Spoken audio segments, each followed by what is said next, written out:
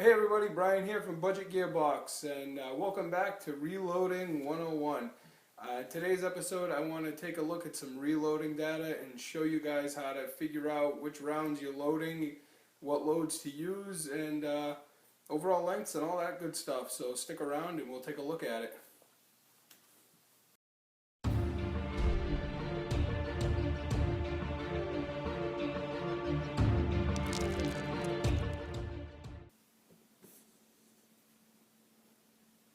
Okay, let's get started.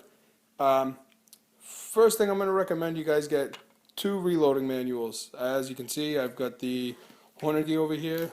It's a pretty nice, colorful, very informative reloading book. I'm not going to get too deep into it on this video, but if you want to come, you can read through it. I recommend it. It's a really good read. It'll teach you all about the company, and it'll teach you, more importantly, about reloading. It'll give you the ins and outs, the whys, the how-tos. It'll teach you about pressures and everything. I'm not going to get into it in the videos because I'm pretty much going to show you how to save money reloading. I don't do the high accuracy stuff, so I'm not going to get into the high pressures and all that stuff. If you follow what I tell you, you're going to save money, and you'll be pretty safe as long as you pay attention. I really recommend reading these books though, but get yourself two of them, and I'm going to show you why when we take a look at them. The first thing you want to do, you got to know what loads you're going to load. When you grab these books, go through them, find your load, see which powders they list for your specific round. A lot of times I've seen that, for instance, this Hornady book doesn't list the tight group, the Hodgdon tight group. The Lyman does, and I'll show you a couple other things that I use both books for. But today I'm going to show you, this is the round, my most common round, 9x19 or 9mm Luger. So the first thing that I'm going to do after I get my round, figure out which powder I want to use.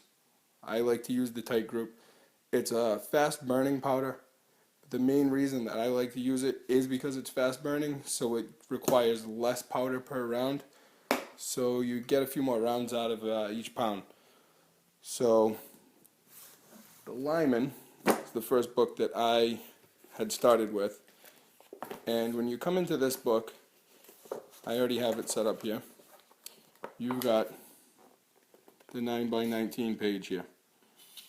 Now this, I'm going to try and zoom in. We all know that my camera doesn't exactly like to focus too much, but I'm going to try it.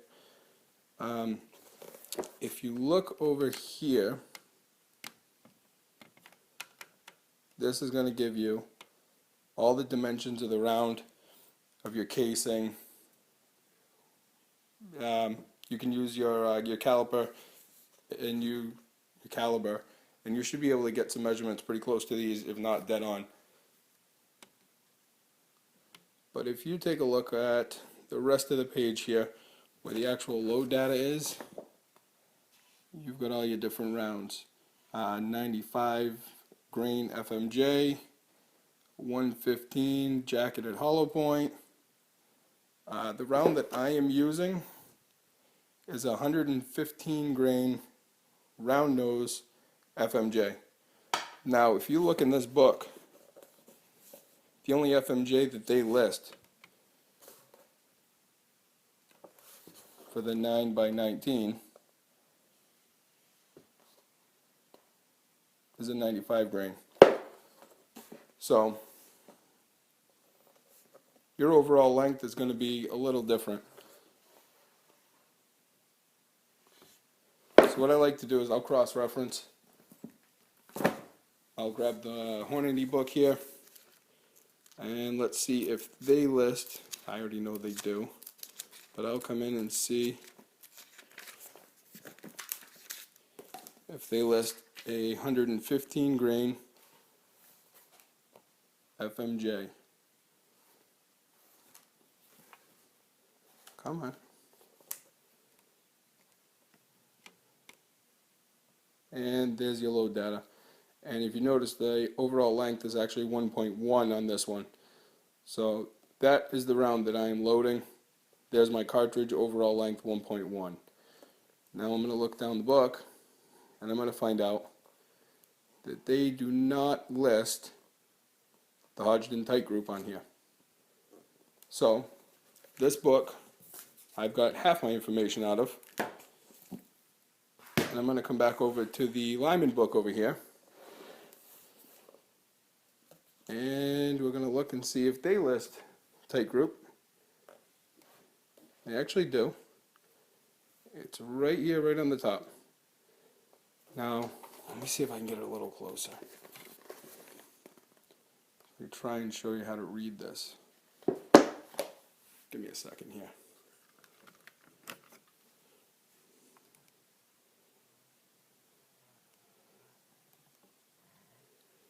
Okay. 115 grain. That's the important part there.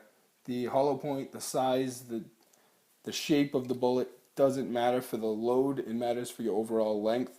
So that's why I got the length out of the other book. Alright, sorry. Somehow taking the camera off, I ended up hitting the power button. But if you take a look at the tight group here, they have suggested starting grains of 4.0.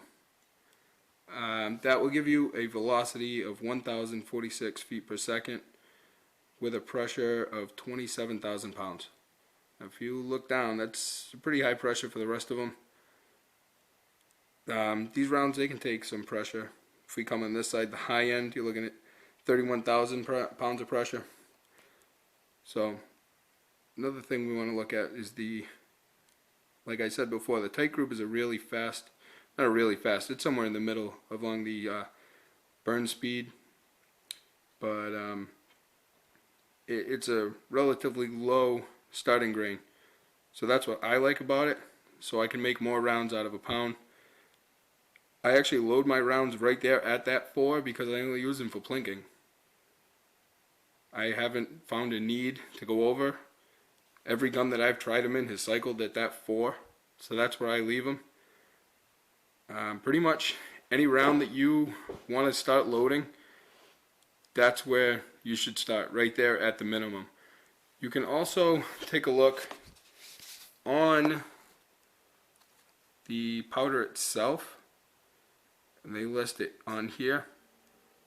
I don't know why they list them higher. Oh, these are maximum loads, sorry. These don't give you as much information on the actual bottle itself. These are maximum loads only. They list 4.8 as their maximum, but in this Lyman, it lists 4.5.